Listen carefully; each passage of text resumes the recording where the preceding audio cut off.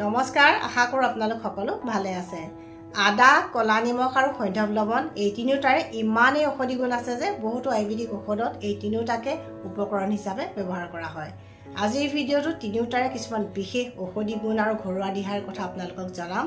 যিবোৰ জানিলে আপোনালোক নিশ্চয় উপকৃত হ'ব প্ৰথমতে জানো আহক আদাৰ কিছুমান বিশেষ ঔষধি গুণৰ কথা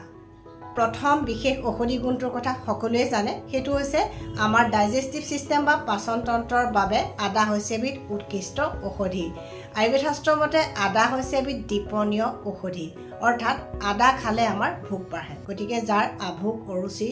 অৰ্থাৎ যাৰ ভোক কমকৈ লাগে তেওঁলোকে আদা খালে যথেষ্ট সুফল পায় ইয়াৰ উপৰিও যিসকল ব্যক্তিৰ গেছ বদহজম পেট ফুলা খাবলৈ মন নোযোৱা খালে বমি বমি ভাব হোৱা এনেকুৱা পেটৰ সমস্যা আছে তেওঁলোকে আদাৰ লগত কলা নিমখ বা সৈন্ধৱ লৱণ দি ভাত খোৱাৰ আধা ঘণ্টামানৰ আগত যদি সদায় চুবাই খোৱাৰ অভ্যাস কৰে তেতিয়া তেওঁলোকৰ এই সমস্যাবিলাক সহজতে দূৰ হয় এচামুচ আদা ৰস এচামুচ পদিনা ৰস এচামুচ নেমু ৰস অকণমান কলা নিমখ বা সৈন্ধৱ লৱণ দি নিয়মীয়াকৈ খালে গেছ বদহজম পেট ফুলা আভোক অৰুচি বমি বমি ভাব হোৱা এই সকলোবিলাক সমস্যাতে সুফল পোৱা যায় কিন্তু এই দিহাটো ৰাতিপুৱা খালী পেটত নকৰিব দিনৰ যিকোনো সময়ত কৰিব পাৰে আদাত আছে জিঞ্জাৰল নামৰ এটা বিশেষ ধৰণৰ যৌগ যিয়ে আমাৰ লিভাৰ ফাংচন ভালে ৰাখে লিভাৰ সেল বা কোষবিলাকক প্ৰটেকশ্যন দিয়ে আৰু ফেটি লিভাৰ নামৰ বেমাৰটোৰ পৰাও নেচাৰেলি বচাই ৰাখে তাৰ উপৰিও যিসকল টিবি পেচেণ্টে বা যক্ষ্মা ৰোগীয়ে টিবিৰ ট্ৰিটমেণ্ট কৰি আছে সেই মেডিচিন বা দৰৱবিলাকৰ ছাইড ইফেক্টটো আদাই কম কৰে আদাত আছে কিছুমান বিশেষ ধৰণৰ যৌগ যিয়ে উচ্চ ৰক্তচাপ বা হাই ব্লাড প্ৰেছাৰ কোলেষ্ট্ৰলৰ সমস্যা আৰু ডায়েবেটিছ ৰোগ নিয়ন্ত্ৰণ কৰাত সহায় কৰে গতিকে এই সকলোবিলাক বেমাৰত ভুগি থকা ব্যক্তিৰ কাৰণে আদা উপকাৰী গতিকে তেওঁলোকে যিকোনো ৰেচিপি বা যিকোনো ঘৰুৱা দিহাতে আদা ব্যৱহাৰ কৰিব পাৰে আদা হৈছে এটা নেচাৰেল পেইন কিলাৰ অৰ্থাৎ ই প্ৰাকৃতিক বিষনাশক হিচাপে কাম কৰে সেইকাৰণে যাৰ গাঁঠিৰ বিষ বা আৰ্থ্ৰাইটিছৰ সমস্যা আছে যাৰ মাংসপেশীৰ বিষ আছে আৰু যিসকল মহিলাৰ মাহেকীয়াৰ সময়ত তলপেটৰ বিষ হয় তেওঁলোকে আদাৰ বনৌষধি চাহ বা জিঞ্জাৰ টি নাইবা আদা আৰু ডালচেনি দিয়া বনৌষধি চাহ খালে যথেষ্ট সুফল পায় বা তেওঁলোকে বিষ কম কৰা অন্যান্য ঘৰুৱা দিহাটো আদা ব্যৱহাৰ কৰি চাব পাৰে নিশ্চয় তেওঁলোকে সুফল পাব আদাত থকা জিঞ্জাৰলে বিভিন্ন বীজাণুৰ সংক্ৰমণ বা ইনফেকশ্যন ৰোধ কৰে সেইকাৰণে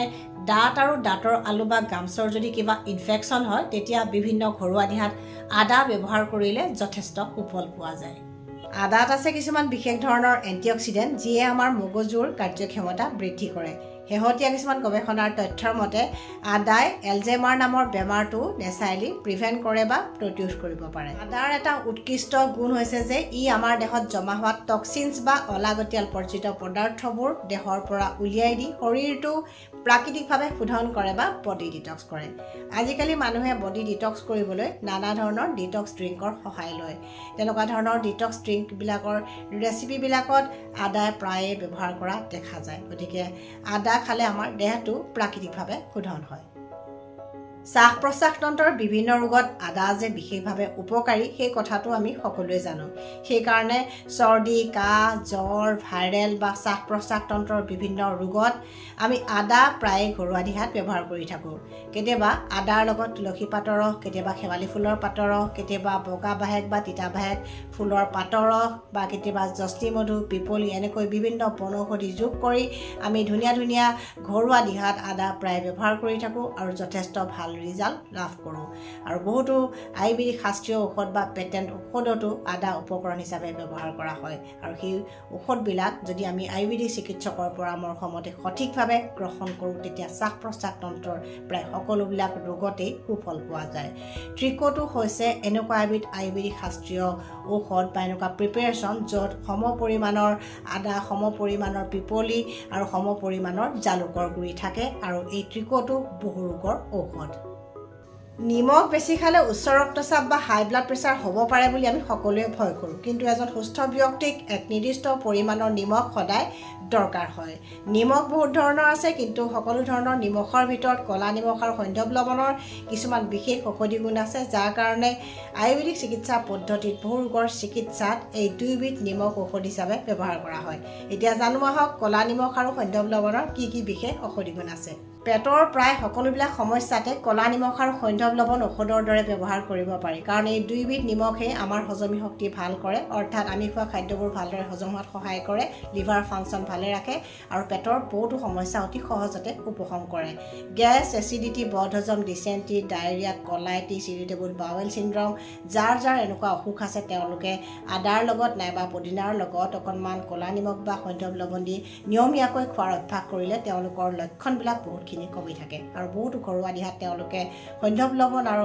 কলা নিমখ সাধাৰণ নিমখৰ সলনি ব্যৱহাৰ কৰিলে নিশ্চয় সুফল পাব যিসকলে ওয়েট লছ কৰিব খোজে বা যিসকলে দেহৰ এক্সট্ৰা ফেট কমাই ফিট থাকিব খোজে তেওঁলোকে সালাড বা ফলমূলৰ ড্ৰেছিং কৰোঁতে সৈন্ধৱ লৱণ বা কলা নিমখ সদায় দি ল'ব পাৰে আয়োডিনৰ ডেফিচিয়েন্সি বা অভাৱৰ ফলত হোৱা গলগণ্ড বা গইটাৰ ৰোগতো সৈন্ধৱ লৱণ আৰু কলা নিমখ দুইটাই উপকাৰী কাৰণ দুইবিধ নিমখতে আয়োডিন আছে গতিকে যাৰ গইটাৰ আছে তেওঁলোকে দৈনন্দিন খাদ্য তালিকাত বা ডেইলি ডায়েটত সৈন্ধৱ লৱণ বা কলা নিমখ অন্তৰ্ভুক্ত কৰিব পাৰে আদা সৈন্ধৱ লৱণ আৰু কলা নিমখ ব্যৱহাৰ কৰোঁতে ল'বলগীয়া সাৱধানতাসমূহ কি সকলোৱে জনাটো দৰকাৰ কাৰণ সকলো বস্তুৰে ভাল আৰু বেয়া দুইটা দিশে আছে গতিকে ভালৰ লগতে আমি বেয়া দিশবিলাক বা সাইড ইফেক্টবিলাকো জনাটো দৰকাৰ বিশেষকৈ নিমখ বুলি ক'লে সকলো ধৰণৰ নিমখতে কিন্তু মেইন ইনগ্ৰেডিয়েন্ট হৈছে সোডিয়াম গতিকে আমি যদি কলা নিমখ বা সৈন্ধৱ লৱণ ভাল বুলি মাত্ৰাধিক মানে খাও বা বেছিকৈ খাও তেতিয়া হয়তো হিতে বিপৰীত হ'ব পাৰে অৰ্থাৎ সোডিয়াম যদি আমাৰ দেহত বেছিকৈ যায় তেতিয়া উচ্চ ৰক্তচাপ বা হাই ব্লাড প্ৰেছাৰ হোৱাৰ সম্ভাৱনা থাকে আৰু লগতে কিডনিৰো ক্ষতি সাধন হোৱাৰ সম্ভাৱনা থাকে বিশেষকৈ যিসকল ৰোগীৰ বা পেচেণ্টৰ কিডনি বিকল হৈছে বা চিকেডিত যিসকল পেচেণ্ট আক্ৰান্ত হৈ আছে তেওঁলোকে ডাক্তৰৰ পৰামৰ্শ মতেহে নিমখৰ পৰিমাণটো নিৰ্ধাৰণ কৰি ল'ব লাগে অন্যথা যদি প্ৰয়োজনতকৈ বেছিকৈ খোৱা যায় তেতিয়া কিডনি অধিক ক্ষতি সাধন হোৱাৰ সম্ভাৱনা থাকে যাৰ পেছাবৰ ট্ৰাবল আছে অৰ্থাৎ যাৰ পেছাব জ্বলা পোৰা কৰে যাৰ ইউৰিনাৰী ট্ৰেক ইনফেকচন আছে বা পেছাবৰ ইনফেকচন আছে যাৰ কিডনি ষ্টোন আছে যাৰ ইউৰিক এচিডৰ সমস্যা আছে যিসকল পুৰুষৰ প্ৰস্টেট গ্লেণ্ডৰ সমস্যা আছে তেওঁলোকে মাত্ৰাধিক পৰিমাণে আদা খাব নালাগে কাৰণ কেতিয়াবা তেওঁলোকৰ পেছাবৰ বা অন্যান্য সমস্যাবিলাক জটিল হোৱাৰ সম্ভাৱনা থাকে আৰু কিডনি পেচেণ্টেও আদা পৰাপক্ষত বেছিকৈ খাব নালাগে ডাক্তৰৰ পৰামৰ্শ মতেহে খাব লাগে আৰু যিসকল মহিলা গৰ্ভৱতী হৈ আছে তেওঁলোকে গৰ্ভাৱস্থাত মাত্ৰাধিক পৰিমাণে বা বেছিকৈ আদা খাব নালাগে তেওঁলোকৰ ক্ষেত্ৰতো কিছুমান সাইড ইফেক্ট আহিব পাৰে আৰু যিসকলৰ পাইলছ বা অৰ্শ ৰোগ আছে তেওঁলোকো মাত্ৰাধিক পৰিমাণে আদা খাব নালাগে কাৰণ তেওঁলোকৰ যিবিলাক সিম্পটম আছে বা লক্ষণ আছে সেইবিলাকো জটিল হোৱাৰ সম্ভাৱনা থাকে গতিকে এই সকলোবিলাক কথা যদি আমি জানি লওঁ তেতিয়া আমি ঔষধ হিচাপে আদা কলা নিমখ আৰু সৈন্ধৱ লৱণ বহু ৰোগৰ চিকিৎসাৰ ক্ষেত্ৰত ব্যৱহাৰ কৰিব পাৰোঁ আৰু যদি জানিব খোজে আপোনালোকে মোক কণ্টেক্ট কৰিব পাৰে যিটো নাম্বাৰ স্ক্ৰীনত ওলাই আছে সেই নাম্বাৰটো কণ্টেক্ট কৰিব পাৰে আৰু নতুন ভিউৱাৰ্ছসকলে আগলৈ এনেকুৱা ভিডিঅ' যদি চাব খোজে তেন্তে মোৰ চেনেলটো ছাবস্ক্ৰাইব কৰিবলৈ নাপাহৰিব ভাল লাগিলে ভিডিঅ'টো শ্বেয়াৰ কৰিব আৰু সকলো হেল্ডি থাকক সুস্থ থাকক